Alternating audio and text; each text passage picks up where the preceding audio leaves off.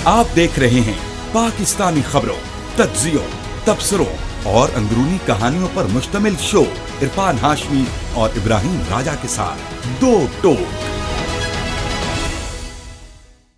बिस्मिल्लाहिर्रहमानिर्रहीम। अस्सलाम वालेकुम। मैं इरफान हाशमी लंदन स्टूडियो से आपको प्रोग्राम में खुशामदीद कहता हूं और हमारे साथ मौजूद हैं इब्राहिम राजा साहब। राजा साहब अस्सलाम वालेकुम। वालेकुम अस्सलाम।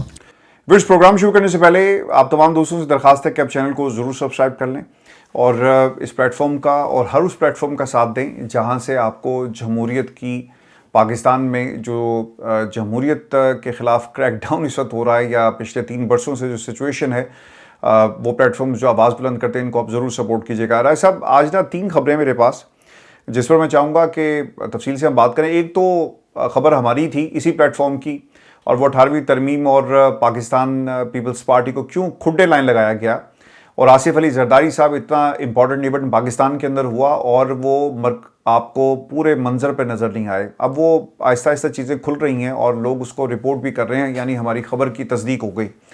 एक तो ये, और दूसरा राय साहब, सोहेल अफरीदी साहब गए मानसहरा से, उन्होंने खिताब किया एक जलसे से, और वहाँ पर जो मुतालबात रखे गए और जो बातें कही गई हैं वही बातें हैं, नए अंदाज में, नए कपड़े पहनकर और नए वेन्यू पर पुरानी बातें कही गई हैं। और इमरान खान जो रेड लाइन थे, ये रेड लाइन कितनी दफ़ा तहरीक इंसाफ के लोगों ने क्रॉस किया, ये भी हम बताएंगे आज की इस नशिस्त में अपने तमाम सुनने वालों को। और राय साहब, एक तो बुशरा बीबी को हस्पताल मुंतकिल किया गया, ये भी एक मेरे पास एक्सक्लूसिव खबर है, इसकी तफसील भी शामिल करेंगे। और इससे पहले उनका फॉलोअप ऑपरेशन, एक चेकअप था, फिर ऑपरेशन था, और आज रात जो गुजर गई है उन्हें क्यों और कहाँ ले जाया गया और फिर उसके बाद उन्हें कहाँ मुंतकिल किया गया है। लेकिन राय साहब, मेरा ख्याल है कि इब्तदा हम करते हैं अपनी उसी खबर से, और वो खबर थी 18वीं तरमीम के हवाले से। 18वीं तरमीम, पाकिस्तान पीपल्स पार्टी ने इससे पहले बहुत सारे बयान दिया। जो फरजंदे जरदारी, बिलावल जरदारी की एक स्टेटमेंट भी मौजूद है कि ये हमारी रेड लाइन है, इस पर किसी किस्म का समझौता नहीं होगा। आपको अगर याद हो तो सिंध के अंदर राय साहब इन्होंने बहुत सारे प्रोटेस्ट भी करवाए थे, किसान मूवमेंट, और न जाने कितने लोग आ गए थे, और उसमें पानी के मामले को जो है बुनियाद बनाया गया। ये तकरीबन कोई 1.5 बरस हो गया है, और अब ये बताया जाता है कि 28वीं तरमीम का मुसद्दा तैयार कर लिया गया है। 28वीं तरमीम के अंदर वफाक को बहुत सारा कंट्रोल दिया जाएगा, यानी ये जो फाइनेंशियल जो स्टेटस है, जो इसका स्टेटस है सूबों का, और जो फाइनेंशियल या इकोनॉमिक लाइफ लाइन है जहाँ पे वफाक सूबों को पैसा देता है और सूबे अपनी आवाम पे खर्च करते हैं, अपने मंसूबों पर खर्च करते हैं, अब ये पैसा रोक लिया जाएगा, नंबर 1। नंबर 2, जो इंटरनेशनल पाकिस्तान के कर्ज़े हैं, हुकूमत का वर्जन ये था, और खान साहब के दौर में भी खैर वर्जन यही था कि सारा कर्जा वफाकी हुकूमत को बर्दाश्त करना पड़ता है, सूबे अपना हिस्सा लेकर साइड पे हो जाते हैं। हालांकि इन्होंने सारा पैसा सिर्फ पंजाब को दिया, सिंध को पैसा ये इसलिए भी दे देते हैं क्योंकि वो उनके तहादी हैं। लेकिन KPK के साथ जो सलूक हो रहा है वो उस पर सिविल मूवमेंट का, ये जो कलम छोड़ मूवमेंट का, इन्होंने कल एक बाकायदा प्लान भी बनाया था और कलम छोड़ मूवमेंट हुई भी, लेकिन वफाक के पास अब कंट्रोल जो है वो जा रहा है। 28वीं तरमीम के अंदर जो फाइनेंशियल ऑटोनॉमी है, इसके ऊपर फोकस किया गया, सूबों के इख्तियारात को कम किया जाएगा, एजुकेशन जो है वो आपका वफाकी सब्जेक्ट होना चाहिए, इसको वो कंट्रोल में लेंगे, और इसके अलावा भी दीगर मामलात हैं।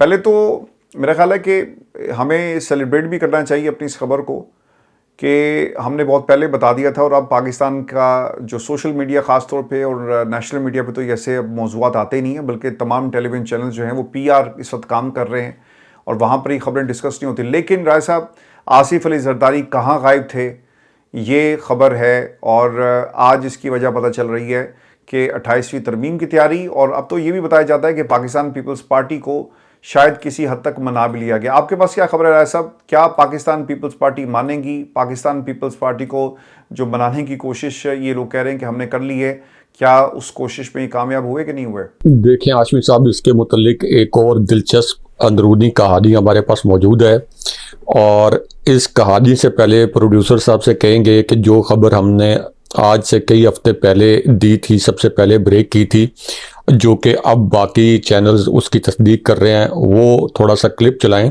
ताकि हमारे जो व्यूअर्स हैं उनको कॉन्टेक्स्ट समझ आ जाए कि हमने क्या खबर दी थी और अच्छा, अब वो उसके क्लिप बाद प्रोड्यूसर साहब से मैं कह सकता हूँ कि चला दें, कट के आर्काइव तो चला दो, रिक्वेस्ट कर लेते हैं कि बाबा चला दें उस क्लिप को, जो राय साहब जो बात कर रहे हैं, जो हमारे इस प्लेटफॉर्म का एजाज है, चलाएं उस क्लिप को। जी, बहुत से इजादात में से एक, क्योंकि पहले भी हम कह चुके हैं कि अगर आपको कोई खबर ढूंढनी है, सॉलिड खबर, सिवाय इसके कि सिर्फ कोई तज्जिए हों, अगर कोई सॉलिड खबर ढूंढनी है तो वो आपको दो टोक प्लेटफॉर्म के ऊपर मिलेगी। तो एक तो ये क्लिप चलाएं, हमारे जो प्रोड्यूसर साहब हैं, सारा मलबा बैरूनी एलिमेंट्स के ऊपर डाल के आसिफ अली जरदारी को प्रेशराइज किया जा रहा है और उनको दबाव में लाने की कोशिश की जा रही है कि 18वीं तरमीम के मामले पर जो चाहती है सुबह मुक़तदरा वो आप मान लें। अब इस्टेब्लिशमेंट के पास अपने जो दलाइल हैं 18वीं तरमीम के हवाले से, वो अगर आप सुने तो वो बड़े आपको कन्विंसिंग लगते हैं। और उसके बाद अब हम बताते हैं कि इसके ऊपर मज़ीद डेवलपमेंट क्या हो रही है। एक तो हाशमी साहब एक बड़ा आला सतह का कांटेक्ट जो है ये हुआ है इस्टेब्लिशमेंट और पीपल्स पार्टी के दरमियान, और क्योंकि इस्टेब्लिशमेंट का ये ख्याल है कि ये जो 18वीं तरमीम है इसकी वजह से मुसलसल वफाक जो है ये गरीब से गरीब तर हो रहा है, और सूबे जो हैं ये NFC अवार्ड का जितना हिस्सा उनको दिया गया ये मालियाती अवार्ड, तो उसकी वजह से सूबों पर और उनकी मईशत पर बोझ नहीं है, वो सारा बोझ जो है वो वफाक पर आता है। और जो मालियाती अवार्ड उनको दिया गया है ये भी उस तरह से वसाइल खर्च नहीं होते अवाम की फलाह बहबूद पर जिस तरह से खर्च होने चाहिए। अब बुनियादी तौर पर तो पूरी दुनिया में तालीम और सेहत जो है इसको डिसेंट्रलाइज किया जाता है। इसका कामयाबी का फार्मूला ही है कि आप इसको डिसेंट्रलाइज कर दें, और जो फैसला किया गया था कि सेहत और तालीम के शोबों को आप सूबों के हवाले कर दें, ये जो आपके मॉडर्नाइज्ड स्टैंडर्ड हैं, ज़्यादा बेहतर फाल तरीके से लोगों को तालीम और सेहत की सहूलियात फराहम करने के लिए, उस हवाले से ये एक बेहतरीन फ़ैसला था और ये फ़ैसला ऐसे ही होना चाहिए था। लेकिन इस्टेब्लिशमेंट का मौक़िफ़ ये है कि जो मालियाती अवार्ड जाता है जहाँ जहाँ पे ख़र्च होना चाहिए वो ख़र्च नहीं होता, उसकी अकाउंटेबिलिटी नहीं होती, और सिंध के हवाले से तो ख़ास तौर पर ये तहफ़्फ़ुज़ात भी हैं कि वहाँ पे बहुत बदउनवानी होती है और करप्शन होती है, और ये मालियाती अवार्ड उस तरह से इस्तेमाल नहीं होता जिस तरह से उसको होना चाहिए। अब पीपल्स पार्टी इसके ऊपर हमेशा से सबसे ज़्यादा मज़ामत करती आई है, और उसकी वजूहात हैं कि इनका ये ख्याल है कि हमारे हाथ से ये मालियाती अवार्ड अगर निकल गया तो जो पीपल्स पार्टी की अपनी रेपुटेशन है बदउनवानी के हवाले से और करप्शन के हवाले से, तो शायद उनको लगता है कि वो शायद खूह खाते जो हैं वो हमारे कम हो जाएंगे। लेकिन अगर असूली तौर पर देखा जाए, अगर वो मालियाती अवार्ड वाकई मेरिट के ऊपर इस्तेमाल हो तो तालीम और सेहत का शोबा ये सूबों के पास ही होना चाहिए। एक तो ये बहस है। अब चूंकि इस्टेब्लिशमेंट बहुत ज़ोर लगा रही है, ये फॉर्म 47 वाली जाली हुकूमत एक इलेक्शन में बहुत बड़े पैमाने पर धांधली के नतीजे में सामने आई, और उसके बाद फिर ओहदे जो हैं वो इनको बांटे गए, यानी तोहफे के तौर पर दिए गए, सिर्फ PTI को रोकने के लिए कि PTI इक़्तिदार में आए। मिसाल के तौर पर पीपल्स पार्टी का कोई मैंडेट ऐसा नहीं था कि उनका सदर आ जाए, उनका पंजाब में गवर्नर आ जाए, उनका KP के अंदर गवर्नर आ जाए। इसी तरह मुस्लिम लीग नून के पास भी नहीं था, लेकिन इन्होंने एस्टैब्लिशमेंट के साथ आपके ताकतवर हल्कों को ये बावर कराया, ख़ास तौर पर पीपल्स पार्टी ने, कि हम मुस्लिम लीग नून के साथ उसी सूरत में हुकूमत बनाएंगे कि ये ओहदे हमें चाहिए, यानी सदारत जैसा बड़ा ओहदा चाहिए, फिर हमें ये वफाकी ओहदे चाहिए जिसमें आपका गवर्नर KP और गवर्नर पंजाब, और फिर ज़ाहिर है कि आप जो दीगर वफाकी ओहदे होते हैं वो भी इन्होंने लिए। अब इसके अंदर जो है यानी एक दफ़ा तो ये नवाजे जा चुके हैं, तो जब 28वीं तरमीम एक ऐसी सूरत में लाई जा रही है जो कि अमलन 18वीं तरमीम के बहुत से हिस्से को अंडू कर देगी, वो हिस्सा अंडू कर देगी जो पीपल्स पार्टी चाहती है कि कायम रहे। तो इसके ऊपर जब बात की गई इस्टेब्लिशमेंट की जानिब से, वैसे तो इस्टेब्लिशमेंट को किसी की सपोर्ट की जरूरत नहीं है। पहले भी जो 26वीं और 27वीं तरमीम है वो भी सबको पता है कि वो भी पिंडी से आई थी और वो पास करवा ली गई थी। लेकिन इसके ऊपर जब बात की गई तो ये कोई पीपल्स पार्टी ने पहले तो इसके ऊपर कुछ मज़ामत दिखाई, लेकिन उसके बाद इनको थोड़ा दबका शपका लगाया गया, थोड़ा इनको बताया गया कि आप अपने हिस्से से, जो आपका हिस्सा नहीं भी बनता था, उससे बहुत ज़्यादा वसूल कर चुके हैं। तो ये थोड़े से पीछे हटे, लेकिन अब ये बारगेनिंग कर रहे हैं दोबारा से कि हमें ये बताएं कि अगर हम इससे पीछे हट जाते हैं और आप 18वीं तरमीम का एक बड़ा हिस्सा अंडू करके 28वीं तरमीम ले आते हैं, तो उसके बदले में अब हमें मज़ीद क्या मिलेगा। अब ये जो जवाब है ये कोई पसंद नहीं आया आपके जो रावलपिंडी के हल्के हैं यानी एस्टैब्लिशमेंट, कि अब हमें क्या मिलेगा। यानी उनका ये ख्याल है कि पहले ही पीपल्स पार्टी को काफ़ी कुछ दिया जा चुका है, तो अब ये कहना कि अब क्या मिलेगा, और मुबैना तौर पर कोई पहले अंडरस्टैंडिंग भी थी, यानी जिस वक्त इनको सदर बनाया गया था, फिर इनके जो गवर्नर भी आ गए थे, वफाकी ओहदा भी आ गया था जैसे यूसुफ रज़ा गिलानी साहब के पास, तो वो फिर अंडरस्टैंडिंग तो ये थी कि बस ये इनफ है। लेकिन अब ये कुछ कमिटमेंट्स मांग रहे हैं, ये पूछ रहे हैं कि ठीक है अगर हम 18वीं तरमीम का वो हिस्सा अंडू करवा दें और 28वीं तरमीम आ जाए जिसके अंदर और भी बहुत सी चीज़ें हैं, तो हमें क्या मिलेगा। और फिर ये प्रपोज़ल जो रखा गया है, एक प्रपोज़ल रखा गया पीपल्स पार्टी की जानिब से कि ठीक है हमने इस दौर के अंदर वफाक में वजारतें नहीं ली,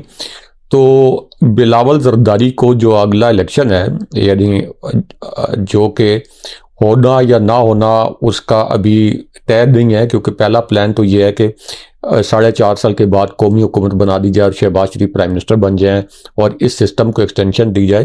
तो अब प्रपोजल पीटीआई की जानिब से ये रखा गया है कि बिलावल जरदारी को इसके बदले में क्या वज़ीर आज़म बनाया जा सकता है या नहीं बनाया जा सकता। गारंटी कैसे मिलेगी, ये सबसे अहम सवाल है ना। आज 28वीं तरमीम होनी है राय साहब, एक हफ्ते बाद, 10 दिन बाद, महीने बाद, 4 महीने बाद इलेक्शन कब होगा, कौन सा फार्मूला तय पाएगा, और उस वक्त अगर इस्टेब्लिशमेंट मुकर जाए क्या कर लेंगे। ये तरमीम तो हो गई, इख्तियारात तो छीन लिए, तकसीम बंटवारा जो था वो तो हो गया, सब कुछ वफाक के पास चला गया। देखे जितना आसिफ अली जरदारी की जो एक सियासत है उसको हम जानते हैं, वो कोई इतनी कच्ची गोलियां भी नहीं खेलते। उन्होंने जो बिलावल जरदारी वाला कार्ड पीपल्स पार्टी ने फेंका है, वो इसलिए नहीं फेंका कि इस्टेब्लिशमेंट इसको कबूल करे या मंजूर करे। उनको पता है कि शहबाज शरीफ के होते हुए और मौजूदा जो सेटअप है उसके होते हुए किसी भी सूरत Bilawal Zardari potentially prime minister of Pakistan जो है ये नहीं बन सकते, ये उनको पता है। लेकिन ये जैसे आपने देखा होगा कि गली मोहल्लों में, एक मिसाल के तौर पर बता रहा हूँ कि वो कालीन फरोख्त करने वाले जो आते हैं तो वो एक कीमत बताते हैं बहुत ज़्यादा, मिसाल के तौर पे 1 लाख, तो आप थोड़ा सा आगे चल पड़े तो वो 80,000 पे आ जाएंगे, और आगे चल पड़े तो 70,000 हो सकता है, बाद में आपको 10,000 में दे दें। तो ये एक बारगेनिंग चिप है कि ठीक है हम एक बहुत ज़्यादा हम डिमांड करेंगे, बिलावल जरदारी के लिए प्राइम मिनिस्टरशिप मांगेंगे, तो उनको पता है कि इस्टेब्लिशमेंट इसके ऊपर नहीं मानेगी, नून लीग को वो नाराज़ नहीं कर सकती इस्टेब्लिशमेंट, तो हम इसके ऊपर कुछ बारगेनिंग चिप करेंगे, बारगेनिंग चिप के तौर पर इस्तेमाल करेंगे, कुछ जोर लगाएंगे, और फिर इसके बदले में जब इस्टेब्लिशमेंट कहेगी कि नहीं ये तो नहीं हो सकता, तो हम इससे कुछ पीछे कुछ और चीज़ें हासिल कर लेंगे।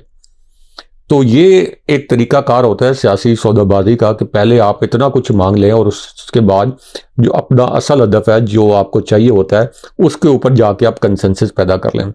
तो ये सिचुएशन है इस वक्त, ये 18वीं तरमीम और 28वीं तरमीम, यानी 18वीं तरमीम को अंडू करके 28वीं तरमीम लाने के मामले पर। और यही वो सिचुएशन थी जिसके ऊपर आसिफ अली जरदारी इस्लामाबाद टॉक्स के मौके पर इस्लामाबाद में नहीं थे और सिंध में थे उस वक्त। फिर ये कहानियाँ जो हम पहले ही बता चुके हैं एक घड़ी गई कि यूएई से चूँकि उनके ताल्लुकात हैं तो इस वजह से उनको साइड लाइन कर दिया गया है, या यूएई में उनको कोई बिजनेस है तो इस वजह से साइड लाइन कर दिया गया। एक्चुअल उस वक्त भी हमने बताया था कि एक्चुअल इशू जो है ये 18वीं तरमीम का। राज साहब, इसमें आज जो सुहेल अफरीदी साहब की गुफ्तगू है और जो उन्होंने बातें कही हैं, दे आर वेरी इंटरेस्टिंग। और वो ये कहते हैं, और मैं ये चाहूँगा कि हमारे सुनने वाले भी इसके ऊपर जो है वो ज़रूर कमेंट करें। और सुहेल अफरीदी ने क्या कहा आज मानसहरा जलसे से खिताब करते हुए कि हमने इमरान खान के नज़रिए पर अपनी जानें कुर्बान की, उनको तकलीफ़ में देखकर दर्द होता है। मुझे पहले तो ये पूछना है कि कौन सी जानें कुर्बान की, कहाँ जानें कुर्बान की? जो लोग ट्वीट नहीं कर सकते, ट्वीट को रीट्वीट नहीं कर सकते, वो किस जान की बात कर रहे हैं? जानें तो वर्कर ने कुर्बान की हैं, जानें तो उन लोगों ने कुर्बान की राय साहब जो इमरान खान के चाहने वाले हैं, जिन्होंने शहादतें दी 26 नवंबर और दूसरों की शहादतों के ऊपर। हमने ना सुना था कि लाशों पे सियासत कैसी होती है। आई एम रियली सॉरी कि मैं ये वर्ड यूज़ कर रहा हूँ, वो ऐसी होती है। बैरिस्टर सलमान सफदर के ज़रिए इमरान खान को पैगाम भेजा गया कि मैं भी तैयार हूँ और कौम भी तैयार है, हुक्म करें तो पूरा पाकिस्तान बंद कर दें।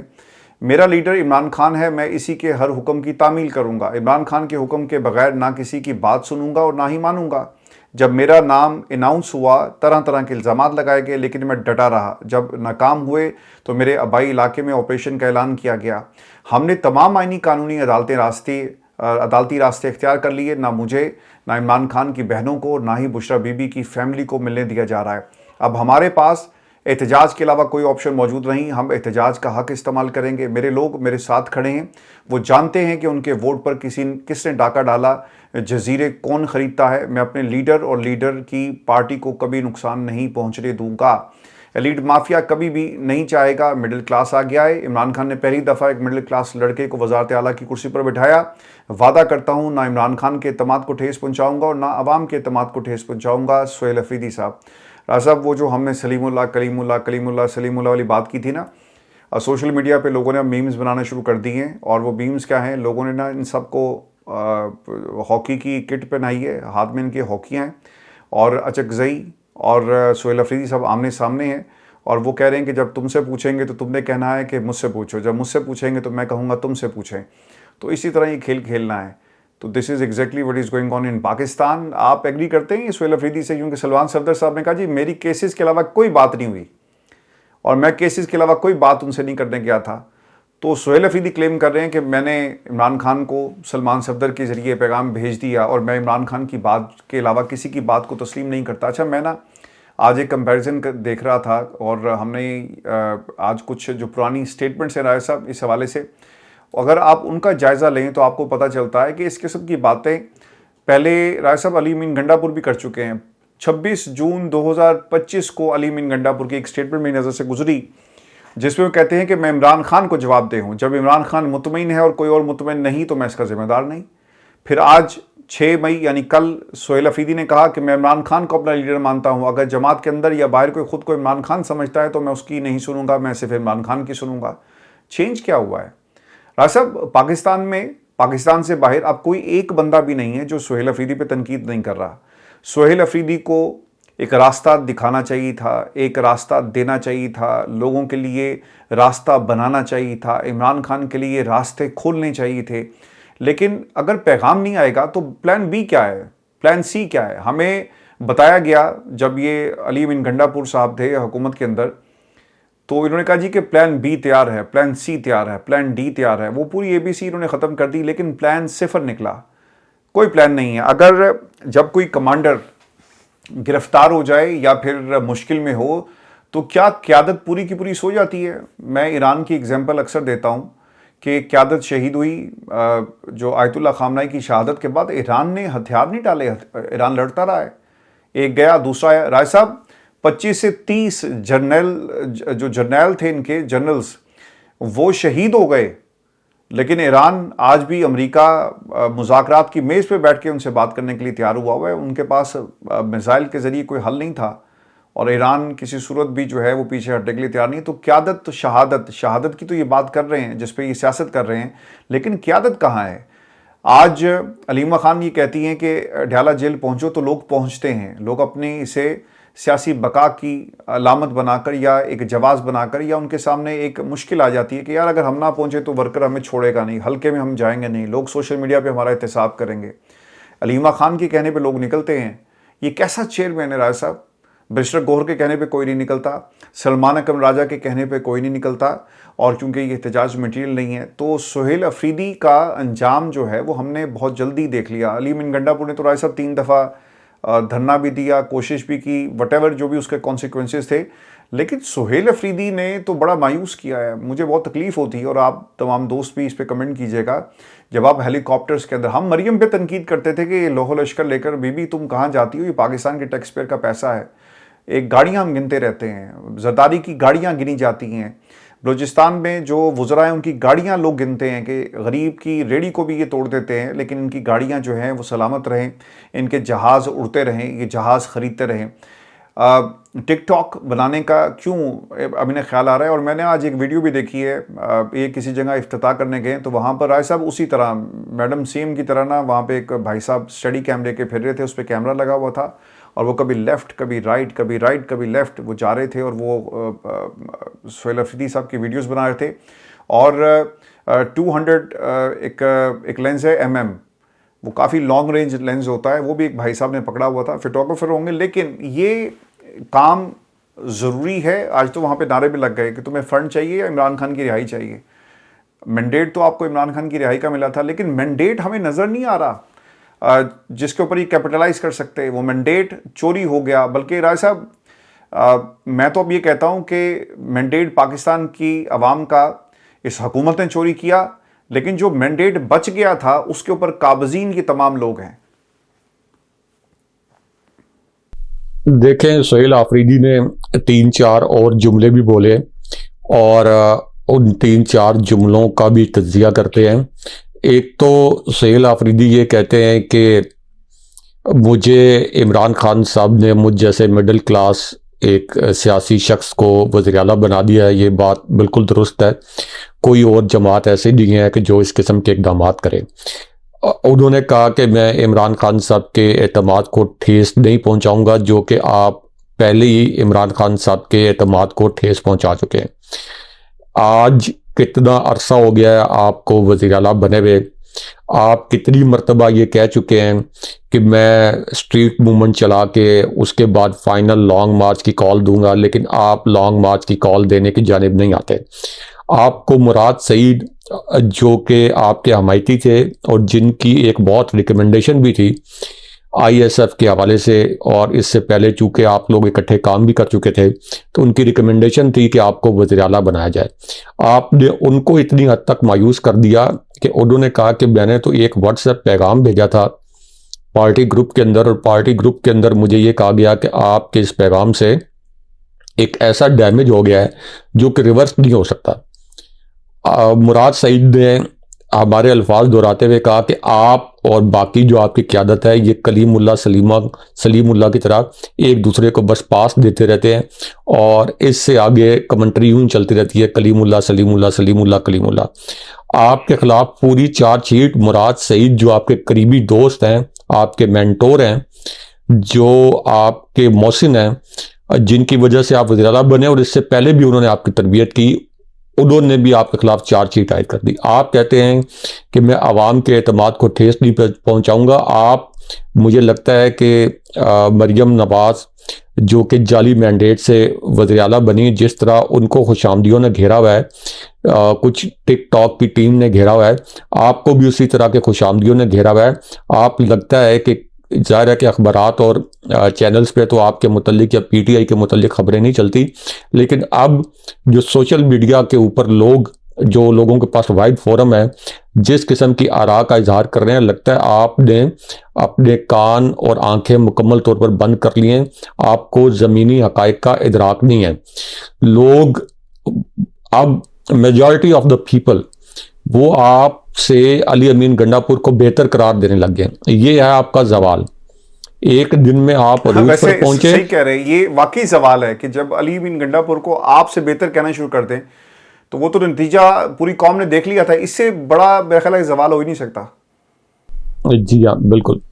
क्योंकि ये आपके लिए एक सिंबॉलिक है कि आपको ये कहा जा रहा है कि अली अमीन गंडापुर ने तो फिर भी 2-3 धरने दे दिए थे, लेकिन आप वो भी करने के लिए तैयार नहीं है। आप अभी भी, यानी ये जो आखिरी आपने जलसा किया, ये भी आपने अपने होम ग्राउंड में किया।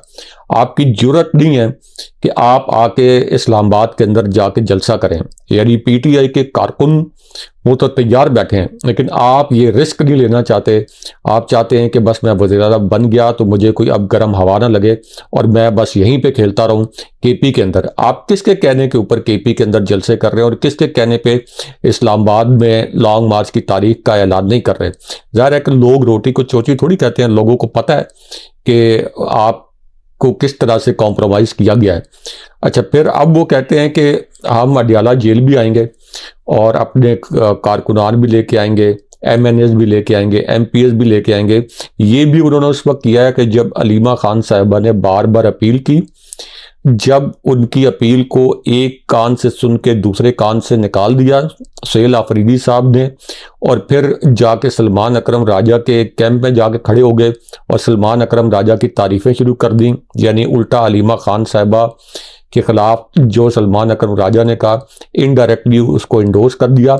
लेकिन जब पब्लिक का बहुत ज़्यादा प्रेशर आया, जब इनको ये अब पता चला है कि अगर कोई मुलाकात इमरान खान साहब के साथ तय हो गई और इनका सारा जो कुछ इनकी परफॉर्मेंस है अब तक ये जाके खान साहब तक रखी गई, तो फिर इनकी भी छुट्टी हो सकती है। और उसके बाद पीटीआई के सोशल मीडिया का क्रेडिट के उन्होंने मेरिट के ऊपर जो इनकी सियासी बसीरत है उसको कोई खंगालने की, झंझोड़ने की कोशिश की, इनको याद दिलाने की कोशिश की कि आपके ज़िम्मे क्या काम लगाया गया था, जलसों के अंदर लोगों ने याद कराया। तो उसके बाद अब ये कहते हैं कि हम अलीमा खान साहिबा से इज़हार यकजहती के लिए, खान साहब से इज़हार यकजहती के लिए अब अडियाला आएंगे। आप पहले क्यों नहीं आए अडियाला?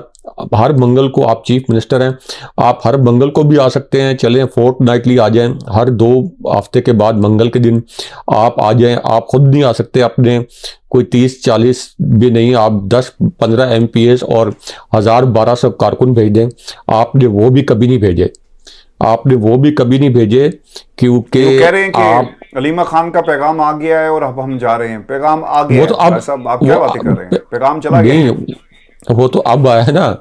अब कह रहे ना अलीमा खान साहब बने तो आज से 2 महीने पहले अब आया अलीमा क्या? खान साहब इनको नहीं पता कि अलीमा खान मंगल को जाके बैठती हैं और उन्होंने कई दफा कहा, मैं यही तो कह रहा हूँ कि 2 महीने, तो अब हम जाएंगे। 2-4 महीने पहले भी अलीमा खान साहबा ने कैमरों के सामने सुहेल आफरीदी को कहा था कि आप इमरान खान साहब के लिए तहरीक चलाएं। अलीमा खान साहबा हर मंगल को होगा, बिजी होता है अली, ये सुहेल आफरीदी नहीं सुना होगा, क्या हो गया? वो कोई कैमरे शैमरे लगाए होंगे, टिकटॉक बनवा रहे होंगे और सुनना ही नहीं चाहते होंगे, वो सुनना ही नहीं चाहते होंगे, सुनी अनसुनी कर दी कि यानी हर मंगल को वो इतनी बेबसी की आलम में, इमरान खान की जो बहनें हैं उनके चेहरों की बेबसी आप देखा करें। ख़ास तौर पर जो नौरीन खान न्याजी साहिबा ना, उनके आप देखा करें कि चेहरे के उनके तासुरात पड़ा करें, ये कितनी बेबसी है उनके चेहरे पर। वैसे देखें राज साहब, कितना हौसला है, बेटा जेल में, भाई जेल में, और उम्र के इस हिस्से में, बुढ़ापे में औलाद करीब होनी चाहिए और माँ बाप ना औलाद को देखकर और ख़ास तौर पे जवान बेटे को देखकर ना जीते हैं, और इस हौसले के साथ वो अडियाला चली जाती हैं। और ये नूरीन न्याजी को ना 2 दफ़ा वाटर कैनन इनकी टांगों पे मारा गया और इनको गिराया गया, तो बहुत तकलीफ में है वो इस वक्त नूरीन न्याजी। अच्छा देखें, वो सारी फैमिली तकलीफ में है, यानी इमरान खान साहब तकलीफ में है, बुशरा बीबी साहिबा तकलीफ में है, अलीमा खान साहिबा, नौरीन न्याजी साहिबा, हस्साब न्याजी, यानी वो पूरी फैमिली जो है वो पूरे तरीके से तकलीफ में है। लेकिन मज़े किसके लगे हुए हैं? सुहेल आफरीदी के, सलमान अकरम राजा के, बैरिस्टर गौर के, ये जो पूरा एक कॉम्प्रोमाइज्ड इस वक्त ग्रुप है अली मोहम्मद खान के। यानी आप देखें कि इनको एहसास तक नहीं है। अब जब तनकीद इनको कहीं से पता चला होगा कि इस हद तक बढ़ गई है, तो अब कहते हैं कि मैं भेज दूंगा। आपने पहले क्यों नहीं भेजे? चले अभी भी देख लेते हैं कि आप भेजते हैं या नहीं भेजते, और फिर आप कब लायामल का ऐलान करेंगे, यानी इमरान खान साहब की रिहाई के लिए कब लाया अमल का ऐलान करेंगे? जिस दिन मुराद सईद का ये स्टेटमेंट आया था, कम से कम उस दिन ही आपको ये फैसला कर लेना चाहिए था कि अब मुझे मज़ीद ताख़ीर नहीं करनी चाहिए। अभी भी आप टाल मटोल। और फिर मैं जुनैद अकबर साहब को सुन रहा था, बड़े मज़ामत के लिए मशहूर हैं, इससे पहले बहुत उन्होंने मुश्किलात भी काटी हैं, लेकिन अब वो कहते हैं कि सुहेल आफरीदी हमें आप पर एतमाद है, और इस्टेब्लिशमेंट के जो टाउट हैं वो आप पर तनकीद करते हैं, तो इससे पता चलता है कि आप ठीक है। उन्होंने टट्टू कहा है, this is the right word, और उन्होंने अनफॉर्चुनेटली ये लफ्ज इस्तेमाल मैंने भी कर दिया है, आई एम रियली सॉरी, लेकिन उन्होंने कहा और मुझे ख्याल है कि मतलब उसका वही होता है जी, मतलब उसका वही होता है। लेकिन मैं आपको एक्सप्लेन कर देता हूँ थोड़ा सा। जब वो ये कहते हैं कि एस्टैब्लिशमेंट के टाउट आपके ऊपर तनकीद कर रहे हैं, आप उठा के देख लें जिनको ये एस्टैब्लिशमेंट के टाउट कहते हैं या एस्टैब्लिशमेंट के करीब समझे जाने वाले साफ़ी, उनमें से एक भी साफ़ी ऐसा नहीं है, not even a single one, कि जिसने पिछले 3 महीने में तनकीद की हो सुहेल आफरीदी पर। एक भी ऐसा नहीं है। तनकीद कौन कर रहे हैं? जो आज़ाद साफ़ी हैं या जिनके ऊपर ये इल्ज़ाम लग जाता है कुछ साफ़ी कि ये पीटीआई की कुछ साइड लेते हैं क्योंकि वो जमहूरियत की बात करते हैं। वक्त जो है ना हमारा ख़त्म हो रहा है। बस ये हमारी आज की निशिस्त थी। अपने कमेंट जरूर भेजिएगा, चैनल को सब्सक्राइब करना मत भूलिएगा। इजाज़त दीजिए, अल्लाह ने के बाद।